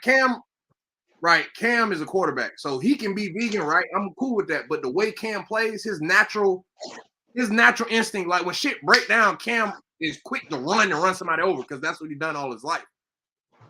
You need meat on your bones. Like Madison said, you better go get your 20-piece. Fuck, stop playing. You better go over that, boy. It's like Chad Ochocinco eating McDonald's all the damn time, still looks like in phenomenal shape. Chad looked like he in his fucking guy. First off, let me say this. That man, Chad Ochocinco, deserves a round of applause. Chad Johnson deserves a round of applause. I'm gonna say both of them because he deserves a round of applause. If you see Chad Ochocinco actually he was Chad Johnson at the time. If you see Chad Johnson's rookie or college pictures, you think the boy trying to run up in your house. You think the boy trying to run up in your house. He's slugged up out there looking like a whole menace. But he's a good guy. You know what I'm saying? He's a real good guy. I'm just going off of the aesthetic. So now the fact he looked the way he looked, now he don't look the same. Like damn, I wish I had that picture up on the goddamn shit. Because I know my background, whatever the fuck, is not working. So I'll say your background's not working either. Mad Six wasn't working at one point. yeah, I mean it's StreamYard with the bullshit, with the bullfuckery. You know, it is what it is. Damn, do we need to find a new service already? Yeah, I had to log in. I had to log in order for my background to work. Oh damn! Now it's doing too much. It's asking for way too much. It should be easy. Yeah, it's just still ain't working. I'm like, fuck it. But I mean, so much so right now that the music video that I was supposed to play and Mad Six was supposed to introduce. I mean, this motherfucker's just not loading. Yeah, shit. Whatsoever. Write a letter. Figure something out. Hey, look, you gotta pull a white woman one time. Yeah. Hey, for people that know where that's from, shout out to you. You know. And shout out to all of the Wayans for no reason. And Derek Duncan too, because I miss you and Sunshine today. It's all good. It's all good, man. Shit, but with Bronny, he's already out of the ICU and everything like that. Healthy, full brain function and everything, but it's just a wild situation to know that he's what, 17, 18? Some steroids. Damn. Oh, not the that's what they're trying to say, because this is the second USC player this year who's had cardiac arrest.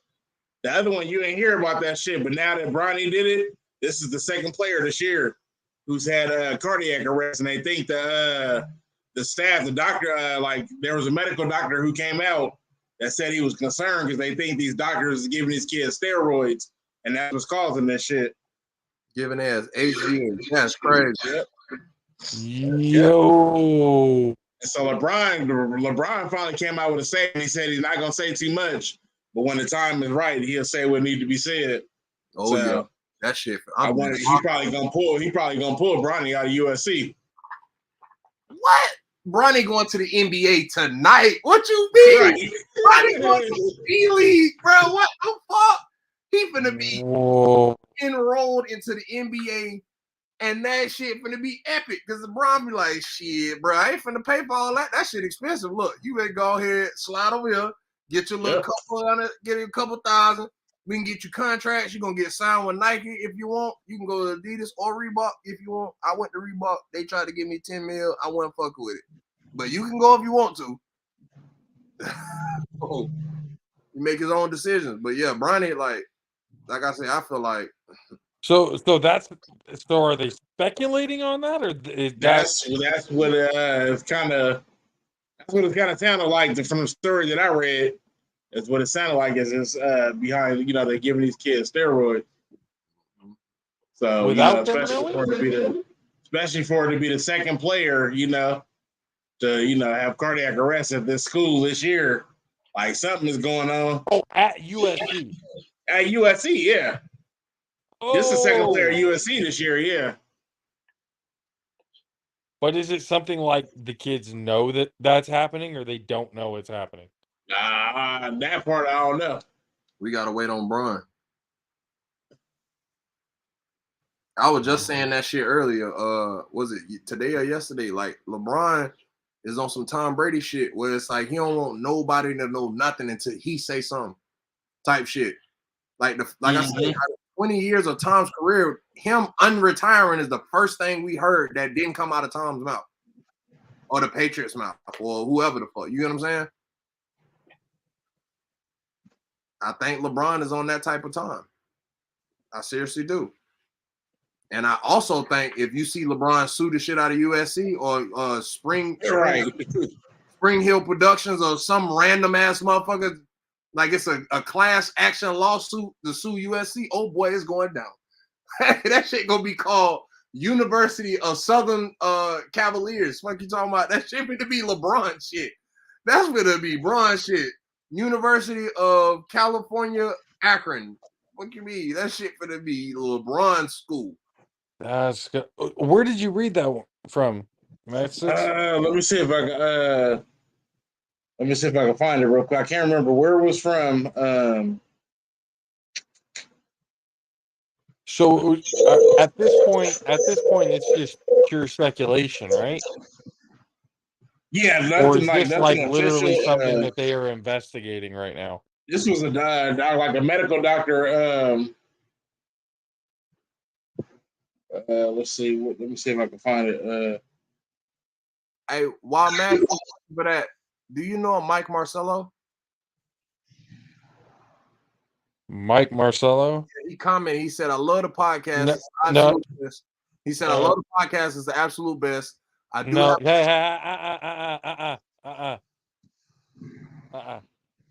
No. I already read those. Don't read those. All right, this is some clutch points. They cover NCAA basketball,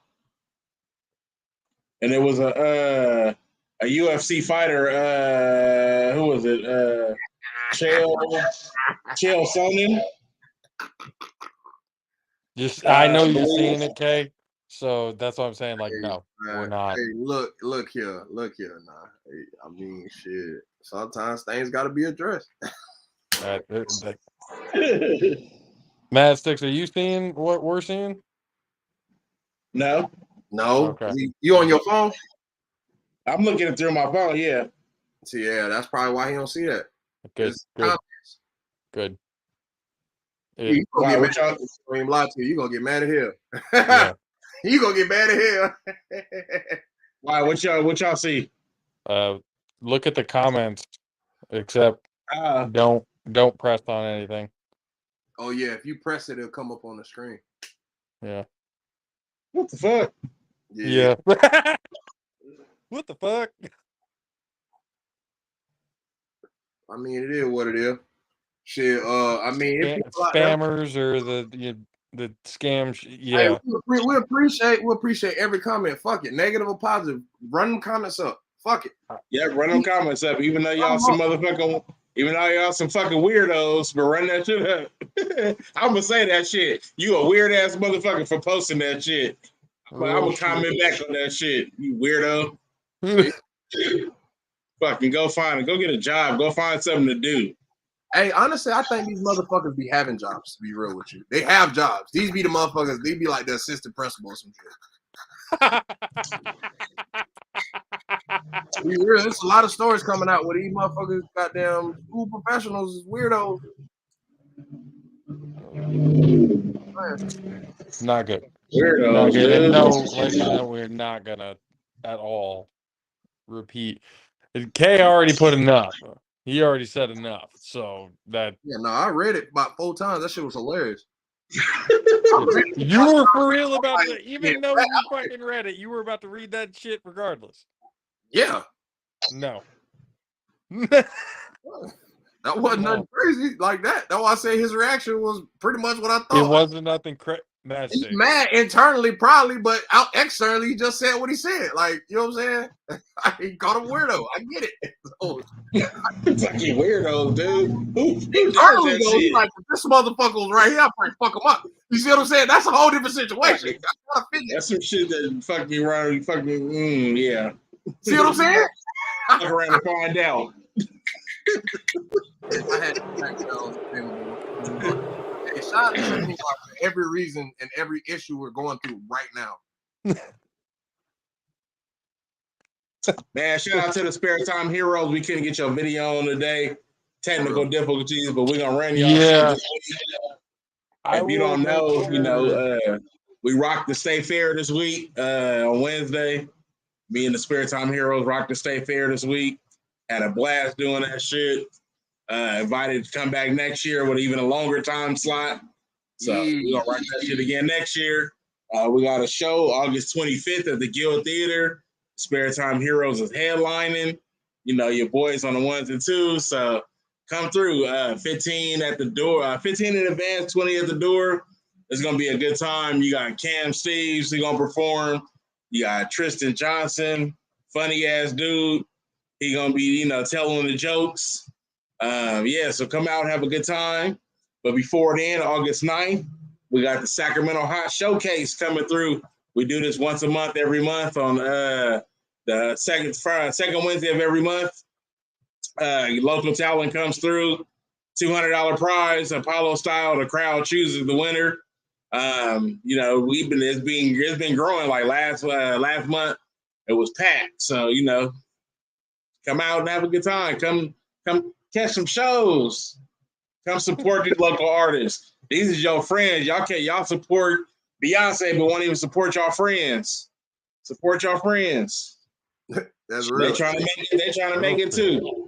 Hey, how can somebody sign up for the Guild Theater thing on the 9th? You talk to Tristan Johnson. He's the one who sets everything up. All I do is get all that music together, DJ for all the artists that's there. Okay. Just tap in with him, whether it's comedy, poetry, shit, sing, rap, word of mouth, whatever. all that kind of stuff. You hit him on the IG. Yeah. You hit him on the IG or whatever. Hit him on the IG. Yep, at Tristan Johnson Funny on IG. Yep, or you can hit me up at DJ Mass 6 and I'll tap you in with him. But yeah. There you go. Yep, lot coming in the month of August. Hey, fans, don't say I ain't never did nothing for you. Even Mike Marcello, you can even come out with your mannequins and get spanked and see if you can win $200. I pay to watch Mad Six, them 17 people, those 16 mannequins and Mike stand on stage and see if they can take DJ Mad Six for 30 seconds. I really will pay to see it. 30 seconds on the clock. 2-time black belt and a motherfucking gold medalist. I want to see if you can sustain 30 seconds. I want to see if you can sustain 30 seconds, bro. That's kind of why I'm at. I got 30 seconds on the clock. I can give you my life savings if you can withstand Mad 6 for 30 seconds. Now, if Mike got 3 black belts, the deal's off. We can have 3. Mike's still gonna get that ass tapped. All right, I think he want that though, but that's neither here nor there. Right. That's what he's looking for. That's exactly what he's looking for. Hey, Mike wants some attention tonight. We're gonna give him his attention at the end of the show. Come on, Mike. Hey. Yeah, look, I'm finna hit this Facebook. I gotta see what Mike look like. You crazy? Right. You gonna fuck yourself, my boy. I ain't gonna even lie to you. We came on the wrong podcast and you was gonna say some crazy shit and get away with it.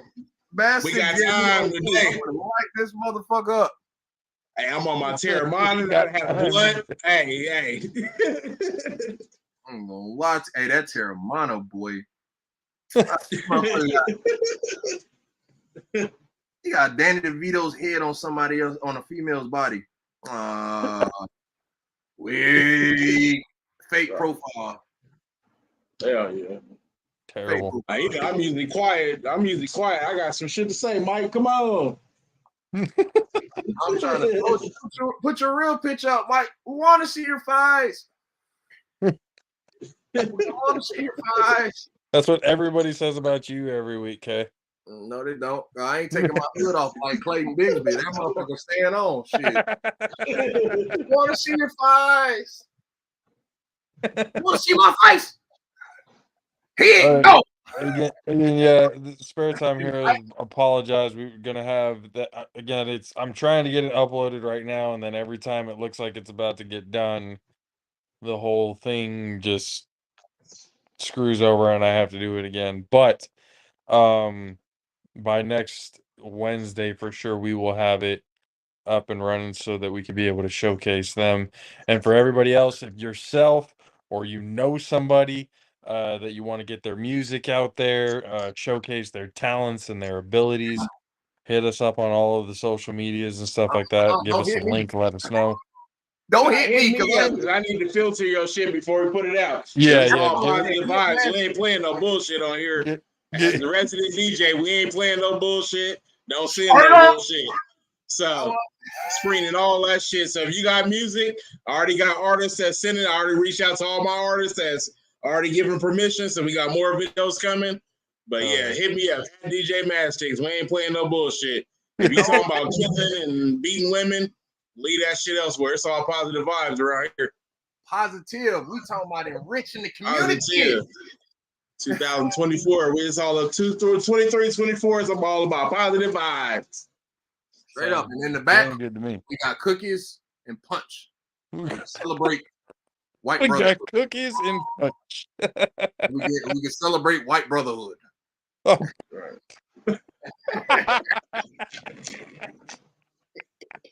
And on that fucking note, everybody. If y'all saw my Instagram story 2 days ago, where it say I still quote Dave Chappelle. He said Dave Chappelle been off the air since 2004, and I'm still quoting his goddamn lines. But there you go. I'm proving that motherfucking fact. I'm still quoting that shit from 2003, 2004. Ladies and gentlemen, we appreciate the hell out of you guys for hanging out with us on this Friday evening.